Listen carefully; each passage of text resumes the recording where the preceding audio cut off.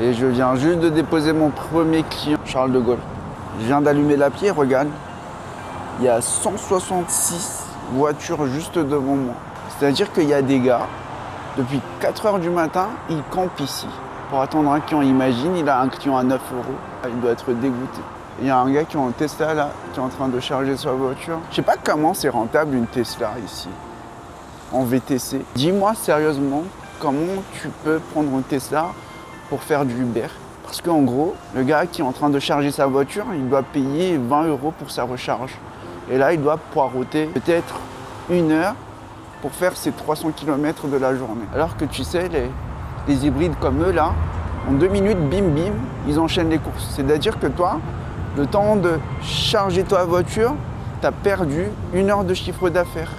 Dans un contexte juste pratico-pratique, pour les applis, vaut mieux rester avec une hybride normale. Sauf si tu as de quoi recharger chez toi parce que tu es en pavillon, tu as ta borne de recharge, tu payes vraiment 3 euros pour ta recharge. Et si tu dois aller comme le collègue à une station Total, franchement, tu vas payer super cher dessus. J'avais pas forcément envie de poireauter 3 heures au niveau des aéroports. Il faut que je précise qu'en général, moi je suis assez courtois, j'essaie d'être poli au maximum. Mais parfois il y a des trucs chelous qui arrivent. En vrai, aujourd'hui, Uber, ça sonne pas trop. Ça n'a pas donné des courses super intéressantes et j'ai plutôt fait mes chiffres sur Bolt jusqu'à maintenant. Alors regarde, je suis vraiment à 0 euros. Et juste un truc qui me gêne, c'est qu'il y a un gars qui m'a dit « Mauvais chauffeur, un passager nous a signalé que vous ne correspondiez pas à votre photo de profil. » Mais frérot, comment tu peux dire que c'est pas le bon chauffeur alors que moi je sais que c'est le bon chauffeur et toi, première fois que tu me vois, tu dis je suis pas moi.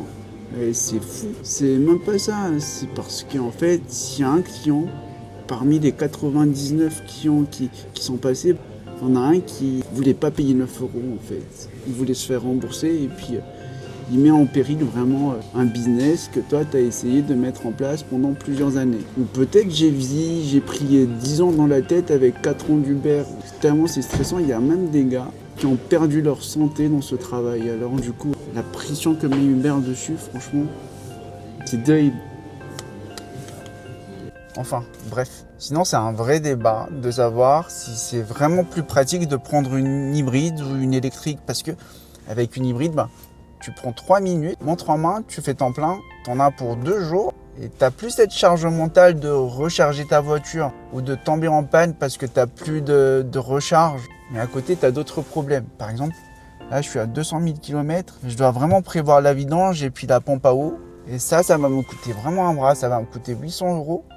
Je t'avouerai que ces 800 euros, j'aurais voulu que ça reste vraiment dans ma poche. Par contre, si tu avais une électrique, en fait, tu n'as pas d'entretien du tout. Tu as juste tes pneus et les plaquettes, mais encore, les freins, tu as de la marge à prévoir dessus. C'est peut-être à 300 000 km. Du coup, tu n'as vraiment rien à faire. C'est vrai que c'est un vrai débat de garder un véhicule hybride ou de prendre notre voiture électrique pour faire VTC aujourd'hui.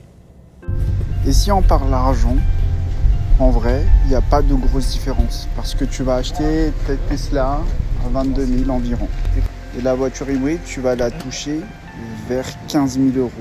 Par contre, tu pourras vraiment toucher ta plus-value à la revente du véhicule parce que une Tesla, ça garde plus sa cote et ça perd pas trop de valeur à l'heure d'aujourd'hui. Fin de journée éclatée au sol, les gars. Il est 15h16 et puis c'est l'heure de rentrer. En tout et pour tout, je dois être à 160 euros en chiffre d'affaires. En termes de salaire, je dois être très probablement net vendeur dans ma poche, 80 euros.